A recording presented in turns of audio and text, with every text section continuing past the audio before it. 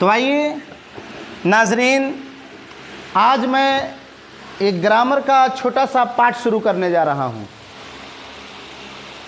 और आमतौर से स्कूल वाले जो बच्चे हैं उनका उर्दू वीक होता है, कमज़ोर होता है, इसलिए हमने सोचा है कि क्यों ना उर्दू से इंग्लिश करके मैं समझाने का प्रयास करूं, कोशिश करूं। इसलिए हमने जो नाउन होता है उस नाउन का जो 5 प्रकार होता है, तो उस 5 का जो है हम कोशिश करें इस्म के 5 किस्म को आपको पढ़ाने की कोशिश कर रहे हैं।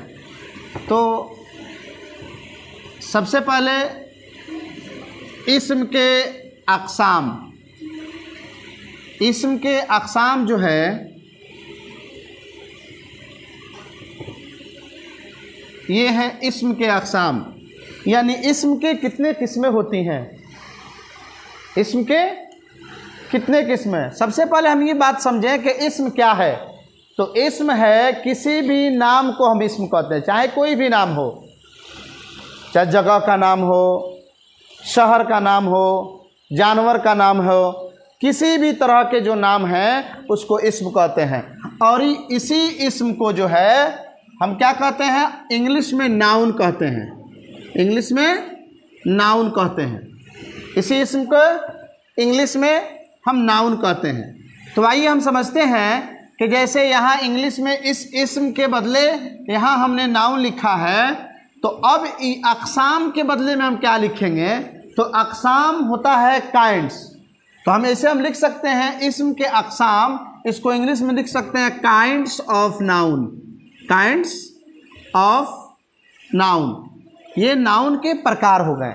अब होते कितने हैं, तो नाउन के प्रकार होते हैं 5, 1, 2, 3, 4 और 5। कितने प्रकार होते हैं, 5 प्रकार होते हैं। और कौन कौन से वो 5 प्रकार हैं। नंबर 1 हम लेंगे तो इस्म का जो पहला प्रकार होता है उसको हम कहते हैं इसमें मारफा।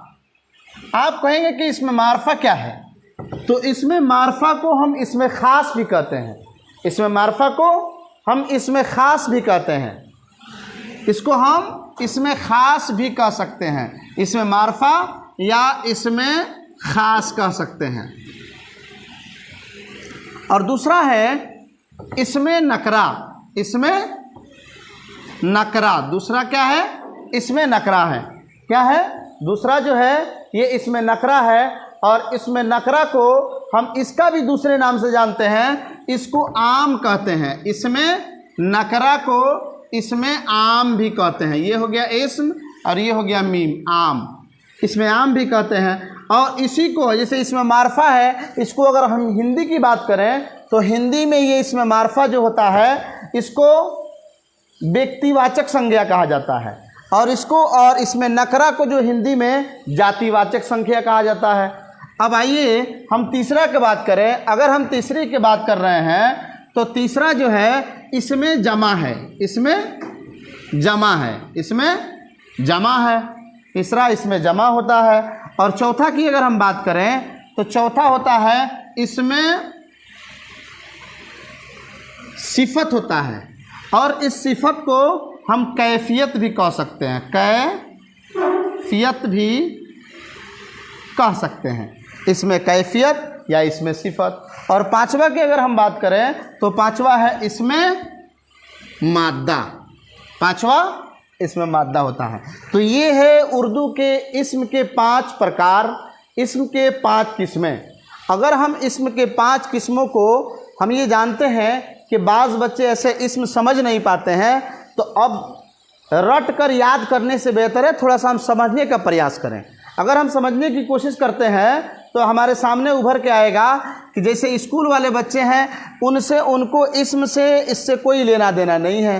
तो वो पढ़ते क्या है, वो कोशिश करते हैं कि ऐसे सरल अंदाज में बताया जाए ताकि जो हम याद किए हुए हैं उसी से रिलेट करके हम समझ सकें। तो आइए हम उस परेशानी को भी दूर करने के लिए हम कोशिश करते हैं कि जो इसमें मारफा होता है इसको हम अंग्रेज़ी में क्या कहते हैं, इंग्लिश में जो है इसमें मार्फा को हम प्रॉपर नाउन कहते हैं, प्रॉपर नाउन कहते हैं, प्रॉपर नाउन कहते हैं। इसमें मार्फा को प्रॉपर नाउन कहते हैं, और इसमें नकरा जो इसमें आम है इसको हम कहते हैं कॉमन नाउन। दूसरा में आए तो इसमें आम, इसको जो हम कॉमन नाउन कहते हैं, क्या कहते हैं जी? कॉमन नाउन कहते हैं, कॉमन नाउन कहते हैं, कॉमन नाउन कहते हैं। नाउन का मतलब ये होता है, नाउन का मतलब होता है किसी भी नाम को हम नाउन कहेंगे। नाउन का मतलब ही होता है इस्म, और इसी को हिंदी में संज्ञा कहते हैं। जब ये कॉमन हो गया यानी उस जाति के जितने भी हैं जाति, अब वो सारे जो है कॉमन नाउन के अंदर आ सकते हैं। अगर हम शहर की बात करें तो ये शहर जो है ये शहर है, और इस शहर की बात करें तो ये शहर क्या है? ये शहर जो है कॉमन नाउन है। क्यों कॉमन नाउन है? इसलिए कि इसके अंदर बहुत सारे शहर आ सकते हैं, जैसे पटना भी आ सकता है, दरभंगा भी आ सकता है, बेतिया भी आ सकता है, मुजफ्फरपुर भी आ सकता है। तो कुल मिला के हम ये कहें कि अब शहर जो है ये जातिवाचक संज्ञा है, इसमें नकरा है, और इसमें जब हम नाम लेंगे कि हाँ शहर में कौन कौन से, जैसे पटना, बेतिया, मुजफ्फरपुर, तो ये जब पटना, बेतिया, मुजफ्फरपुर का हम नाम ले रहे हैं तब ये समझिए तो ये हो जाएगा प्रॉपर नाउन, ये हो जाएगा प्रॉपर नाउन। तो आइए हम इसमें जमा की बात करते हैं। तो इसमें जमा को हम अंग्रेजी में यानी इंग्लिश में पढ़ते हैं कलेक्टिव नाउन के नाम से, कलेक्टिव नाउन के नाम से पढ़ते हैं, कलेक्टिव नाउन के नाम से पढ़ते हैं। और आइए अगर हम चौथा की बात करें इसमें सिफत, तो हम इसको चौथा को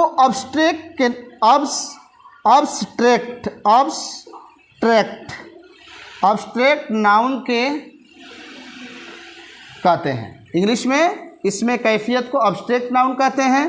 तो और इसमें मादा जो है इसको जो है इंग्लिश में क्या कहते हैं, तो इसको भी हम जानने का प्रयास करेंगे।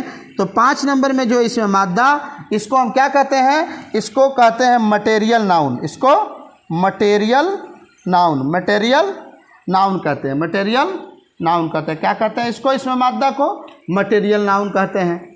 तो ये जो है हमने कोशिश किया है कि इंग्लिश से उर्दू करने की और उर्दू से इंग्लिश करने की, ताकि जो बच्चे उर्दू वाले हैं वो बड़ी आसानी से समझ पाते हैं, उनको याद भी रहता है। लेकिन जो बच्चे उर्दू में उर्दू उन्होंने ग्रामर नहीं पढ़ी है, उनको पता नहीं चलता है। तो ये जो है इंग्लिश में जो दिया गया कि प्रॉपर नाउन का मतलब इसमें मार्फा होता है, और कॉमन नाउन का मतलब इसमें नकरा होता है, और कलेक्टिव नाउन का मतलब इसमें जमा होता है, और अब्स्ट्रैक्ट नाउन का मतलब इसमें कैफियत होता है, अब्स्ट्रैक्ट नाउन का मतलब इसमें कैफियत होता है, और मटेरियल नाउन का मतलब इसमें मादा होता है। तो हमने ये बताने का प्रयास किया है, और हम उम्मीद करेंगे कि आप इससे इस्तिफ़ादा हासिल करेंगे, आप इससे फ़ायदा हासिल करेंगे। तो इसीलिए इसी तरह के बेहतरीन वीडियो पाने के लिए इस चैनल को कोशिश करें कि सब्सक्राइब भी करें, ताकि जो भी नोटिफिकेशन आए क्लास से संबंधित फ्री ऑफ क्लास यूट्यूब पर दिए जाएंगे।